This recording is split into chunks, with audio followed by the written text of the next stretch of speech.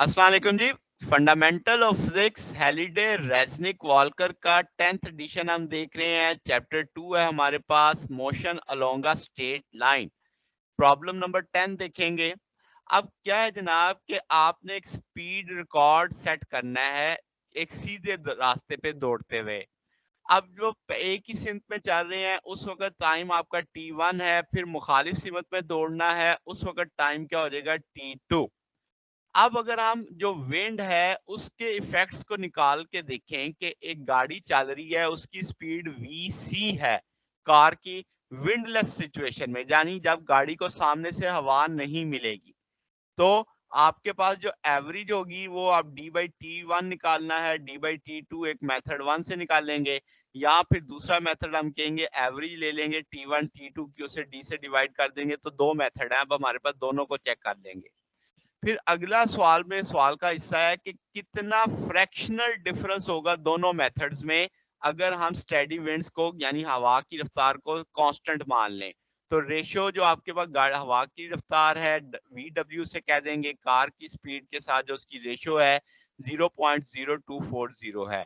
ठीक है, तो स्टेप बाय स्टेप लेके चलते हैं। पहले तो गाड़ी जब एक तरफ जा रही है, हम मानते हैं कि शुरू में गाड़ी उसी तरफ जा रही है जिस तरफ हवा चल रही है, तो इसका मतलब अब हवा उसे रोकेगी तो नहीं, तो इफेक्टिव स्पीड कितनी हो जाएगी? अब गाड़ी की रफ्तार भी उस सिमत में है और हवा की रफ्तार भी उसी सिमत में है, तो आप कहेंगे इफेक्टिव तो दोनों की वेलोसिटियां जमा कर दो।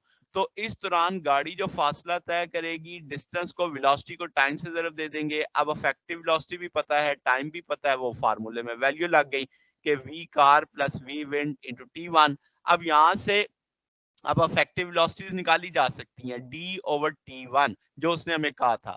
फिर अब जब वो गाड़ी वापस आ रही होगी तो हम कहेंगे अब टाइम को टी टू का नाम दे दो। अब जब वो गाड़ी वापस आएगी तो अब वो हवा की रफ्तार के मुखालिफ आ रही होगी, तो अब इफेक्टिव स्पीड कैसे निकलेगी? तो गाड़ी की रफ्तार माइनस हवा की रफ्तार पहले जमा हो रही थी, अब तफरीक हो जाएगी। तो अब आपके पास d बराबर आ जाएगा इफेक्टिव वेलोसिटी इनटू t1। यहाँ से अगेन हम इफेक्टिव वेलोसिटी निकाल सकते हैं।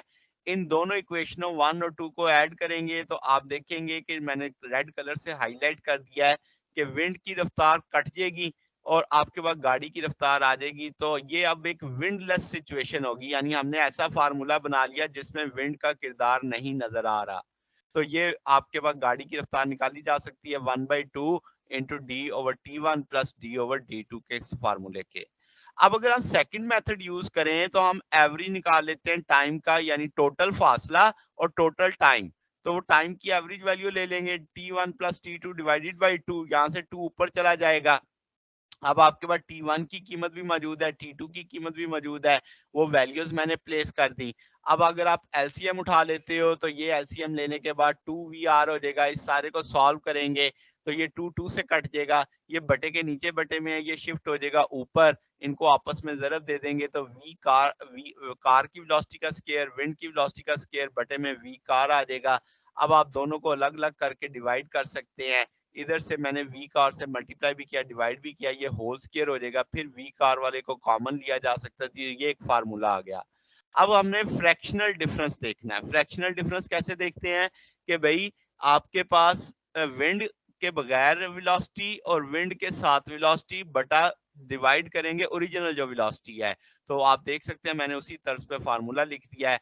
अब आपके पास विंड वाली वेलोसिटी भी है, विंड के बगैर वाली वेलोसिटी भी है, दोनों की वैल्यूज़ प्लेस कर देंगे, इसको सॉल्व करेंगे फार्मूले को, तो आपके पास जो रेशियो बचेगी V wind over V car, वो उसने हमें खुद से दे दी थी कि वो 0.0240 है, तो उसकी वैल्यू प्लेस कर देंगे तो आपके पास 5.76 10 रेज़ पर -4 आ जाएगा। चूँकि दोनों वेलोसिटियों की रेशियो है, तो इसलिए इनके यूनिट नहीं होंगे। तो ये जनाब हमारे पास इस प्रॉब्लम का सॉल्यूशन था। अगर आपको इसमें कोई बात पूछनी हो, डाउट हो तो नीचे कमेंट्स में पूछ सकते हैं। वीडियो अच्छी लगी हो तो वीडियो को लाइक कीजिएगा, दोस्तों के साथ शेयर कीजिएगा, चैनल को सब्सक्राइब कर दीजिएगा। अब तक के लिए इतना ही, बाकी इंशाल्लाह फिर हम नेक्स्ट देखेंगे। ओके, अल्लाह हाफ़िज़।